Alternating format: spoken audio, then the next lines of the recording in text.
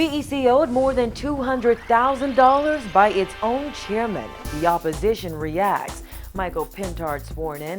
Plus, the Privy Council calls a Bimini permit extraordinary. We've got those stories and a whole lot more tonight. I'm Bonnie Toot and NB12 starts now.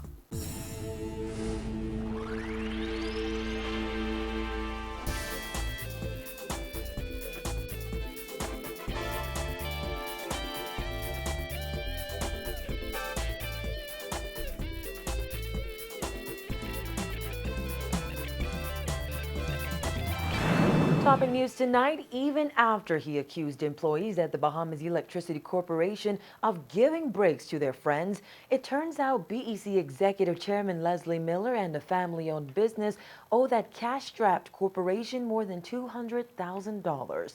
However, Miller told us many people owe BEC money, and he is taking steps to ensure those bills are paid. Dana Smith reports.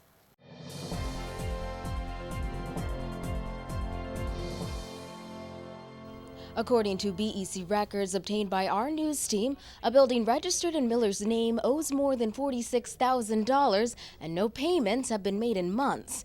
Meanwhile, Miller's family-owned bowling alley owes more than $193,000. This is despite Miller's persistent criticisms of employees who he claims have allowed the corporation's delinquencies to mount. BEC records show a building on Harold Road owes the corporation $46,373.77. That building is registered with BEC in Miller's name. Records also show a Harold Road bowling alley owned by Summer Winds Investments Limited owes the corporation $193,159.56. Now, Harold Road was renamed the Tawneek-Williams-Darling Highway back in 2005. Combined, both businesses owed a grand total of $239,533.33 as of yesterday. When contacted for comment, Miller confirmed both businesses owe BEC money, but he would not say how much. However, he explained his daughters, who manage Mario's Bowling and Family Entertainment Palace, have an ongoing situation where they give BEC a weekly check. Miller said, quote, "They give BEC a minimum of $5,000 every week, and they say they are getting ready now to give them a substantive check on the balance that is owed." Asked why the arrears on Mario's are so high, Miller noted every business was hit hard as a result of the recession and said everyone's accounts get high when the economy goes bad. Well, as for the other building, Sunburst Paints, Miller said over the last several years he has not paid attention to it, especially, he said, after his business partner died in an accident. But Miller noted Sunburst Paints is getting back on track and will be dealt with in short order. Now, since his appointment as chairman of BEC, Miller has said on repeated occasions BEC is in debt. The corporation's accounts receivables are in excess of $130 million. Miller has issued several warnings to major hotels and commercial consumers to pay up or face disconnection. And last week, Miller blamed BEC employees for the more than 20,000 customers who are $5,000 or more in arrears. The chairman claimed employees have been giving breaks to their friends.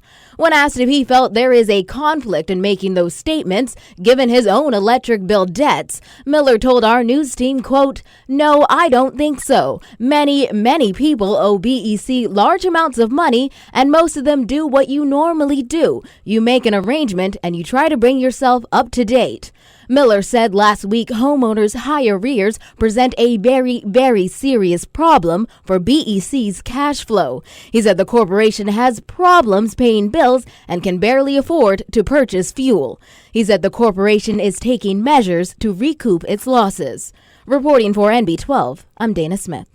F&M leader Dr. Hubert Minnis questioned what Prime Minister Perry Christie was thinking when he appointed Miller as executive chairman of BEC and said this would not be tolerated under an F&M-led government.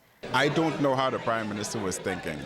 If it was under F&M rule myself, then I can categorically say no, I would not have done it.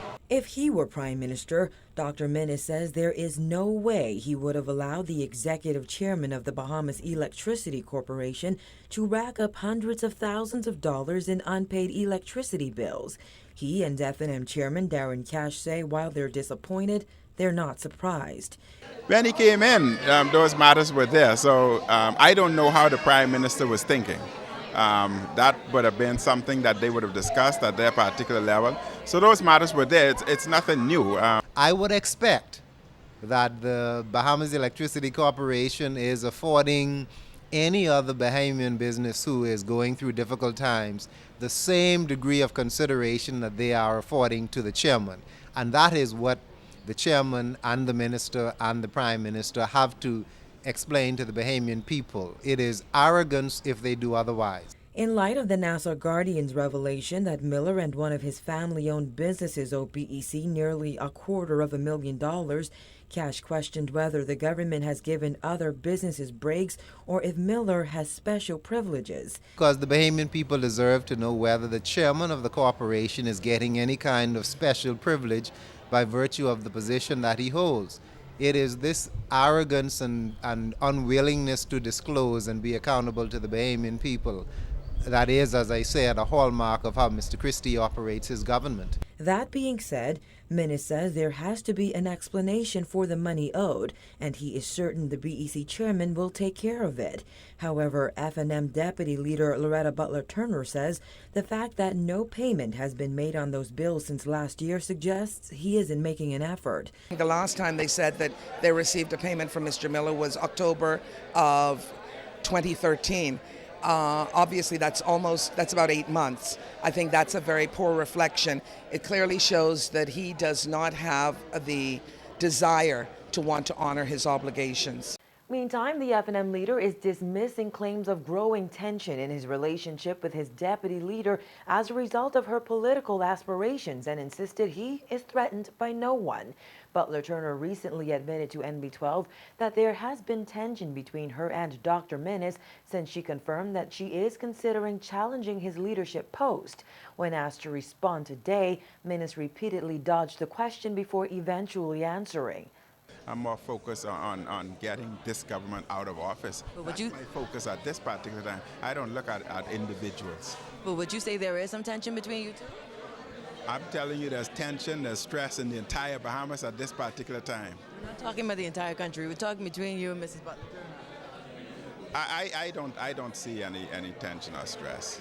Butler Turner also asserted that no one should feel entitled to any position and predicted that other contenders would emerge at the last minute to challenge Menace. He says they're welcome to try.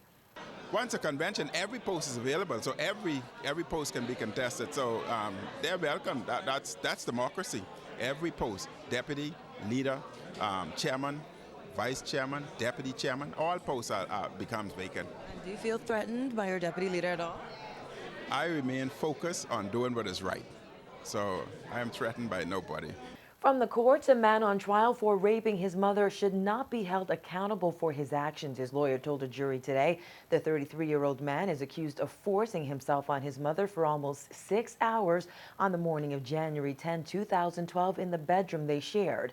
In his closing address, Dorsey McPhee told the jurors that almost every man has experienced a wet dream or become aroused while asleep.